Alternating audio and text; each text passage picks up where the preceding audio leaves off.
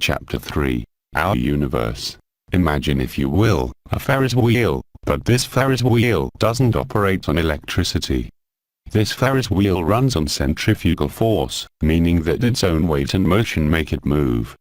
The cards on this Ferris wheel are lifted on one side by the weight of the cards on the other side, causing the entire thing to continuously spin, because there's always a card at the top ready to fall down and keep it going. If we applied the exact amount of force to this Ferris wheel in the opposite direction, it, of course, would stop. The cards, in order to continuously move, would be perfectly laid out around the Ferris wheel to keep it going. Therefore, when not in motion, the Ferris wheel would be completely still, the weight on one side always balancing the weight on the other. This, of course, is just a metaphor for something else. Our universe. Our ever-expanding, never-ending universe. Our universe continuously expands itself while spreading out all that exists within it along for the ride. This outward expansion is caused by an explosion that created our universe billions of years ago. A spark in the middle of a dark void of nothingness that, because there is no force to stop it, is a never-ending explosion. Imagine blowing up a firecracker in your backyard, but instead of the cardboard and paper falling to the ground, they continuously fly outward without being affected by gravity or friction, nothing to stop it, going on forever. This is the Big Bang. How is this Ferris wheel a metaphor for our universe? You may ask. We know that this self-propelled Ferris wheel is moving, we know how it's spinning, and we know exactly how to stop it, but how did it get started in the first place? Something had to push it or give it force or energy.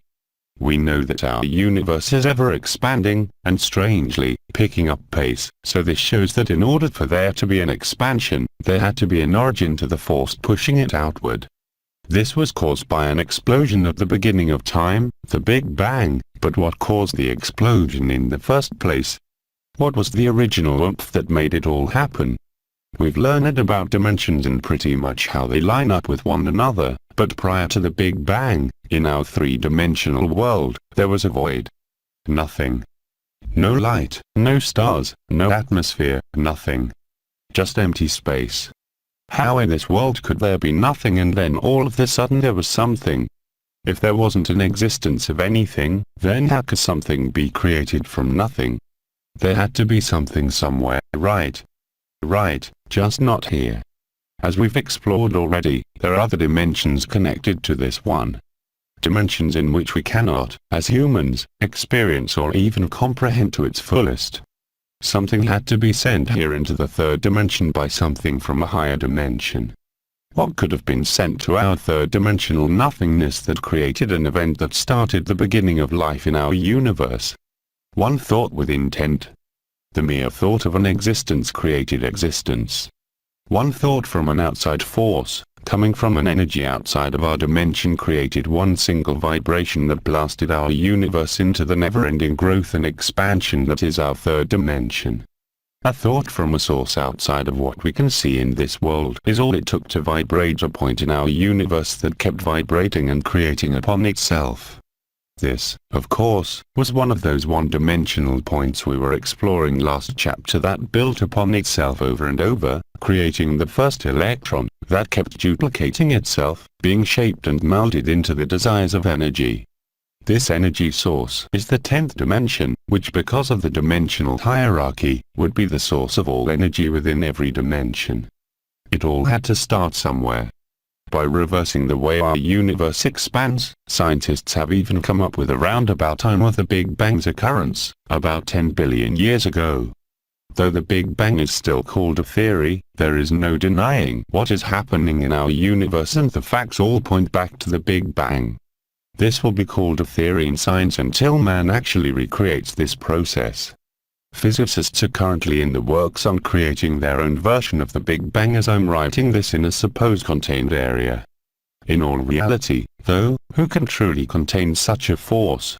Anyway, before the Big Bang, there was nothing in our universe to create our universe. There had to be an external energy that came in from a higher dimension as a source that actually created the Big Bang. The explosion that was the Big Bang couldn't have happened without throwing off energy/particles/sparks that would have flew out from such an enormous force.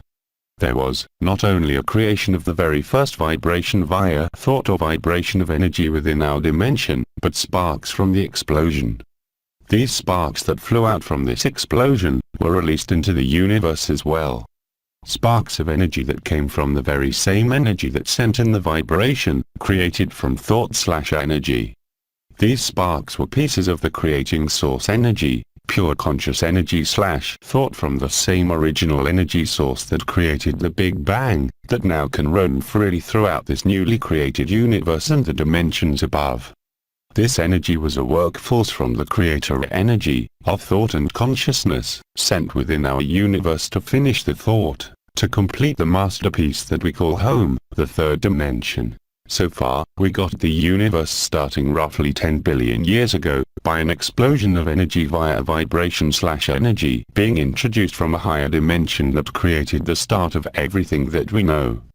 We know that the source of this energy had to be an energy equal to thought, because there was no existence of any matter in our third dimension yet. We also know that an explosion that big from an energy source could not have happened without there being strays or sparks of energy from its source which flew off of the explosion. These sparks were made of the source's energy, which was this conscious thought that created the Big Bang.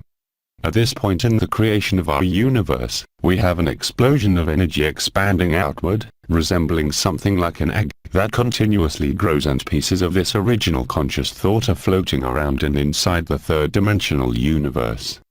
These pieces of the creation energy that are freely roaming in and out through our third dimension and beyond were from and still connected with the creator energy, but able to work within and above the third dimension. They are able to jump back and forth between dimensions, returning to their original energy, sending and receiving information between previous, higher, dimensions and with one another. What one energy is aware of, they all are aware of. This is called a collective conscious. Because all of these energies are connected with the original source, any information that is passed back to the creator energy is collectively shared with each fragment of energy. At this point, you can already see the building blocks of what is going on. The creator energy, noticing a void in our third dimension, sent a thought, a vibration, to get this universe started. The energies that are roaming about our universe start processing the information held within our third dimension via a higher dimension. Remember earlier when we were talking about what each dimension is capable of doing?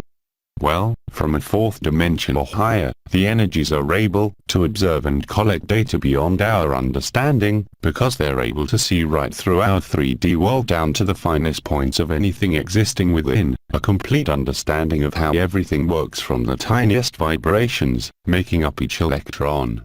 With the ability to jump from one dimension to another and their ability to understand our third dimension to the finest detail from a higher dimension, without restraints of time, these energies are capable of creating just like the original energy from the 10th dimension can, because they're in fact the same energy as we all are. What's next? The creation of planets and galaxies. Okay, we've looked at the way that things got started up to this point, and it all started with a vibration of thought. This process could then be continued to create large masses that would create conditions for life. Because time is only relevant in the third dimension, time would be of no significance to an energy above the fourth dimension. Again, the fourth dimension would be time, so its manipulation is not possible through the fourth dimension, only understood and witnessed. In order to manipulate time, you'd have to do it through the fifth dimension. So, even experimenting with this newly created universe would have no bearing whatsoever on time. The energies would then be able to perfect their creations without the burden of time, using it as a tool to let things grow, as opposed to a burden. This is creation and evolution working harmoniously with one another towards perfection. Even though these energies would be a part of this original energy from the highest dimension, knowledge of how everything goes together in our universe would still need to be built upon and created. That means universal laws had to be put in place. Laws like gravity and elemental properties, forces that are in our world that we don't necessarily see, but are a very real part of our universe. These laws had to be coded into our universe. If you were looking at our universe from a higher dimensional energy, you'd be able to see right through the third dimension and everything that makes it up. Right down to the very finest vibration, you would be able to change these aspects by changing their vibration/energy at the smallest level, therefore changing its atoms, changing its molecular structure, etc. These laws had to be put in place in order to make everything work in unison. A perfect balance within an enormous structure such as a galaxy would need laws in order to keep it intact. These laws had to have been either created by the Big Bang itself, which would be a direct programming by the original creator energy with all the wisdom of this universe that there could ever be, or it was put in place by the worker energies created after the Big Bang to keep a balance within the three-dimensional world, so that the structure of the universe, this giant egg, holds together on its own through its never-ending expansion. Either way, this universe had to be programmed in some way with the laws that it holds. This is for certain. Galaxies very closely resemble the atoms, which make up everything. There is a central energy/mass, sun, and planets that orbit this energy, much like an atom which has a central energy, protons/neutrons, and energies, electrons, that orbit around this central energy. It's very easy to imagine it this way, though it's not a perfect resemblance. So, an energy above the fourth dimension would very easily be able to create something in our dimension. Don't think so? Think back to what I was saying about what we, humans, are capable of nowadays with the advancement in our own knowledge/technology. We are capable of creating or recreating just about anything in our existence right now. Humans can. 3D beings living in the 3D world have the capability of creating our own existence. This is on a three-dimensional level and we're not even done learning everything yet. So, is it really that difficult to imagine that a pure energy from the origin of our universe's creation, that can travel between dimensions is capable of creating something that we are on the verge of being able to do ourselves? It would be pretty egotistical to think that humans are even close to the maximum level of intelligence in the existence of all 10 dimensions, or even in our own dimension for that matter. Plus, I think that science nowadays has shown quite clearly that the universe had an origin and that origin would not have been able to get itself started without an outside vibration.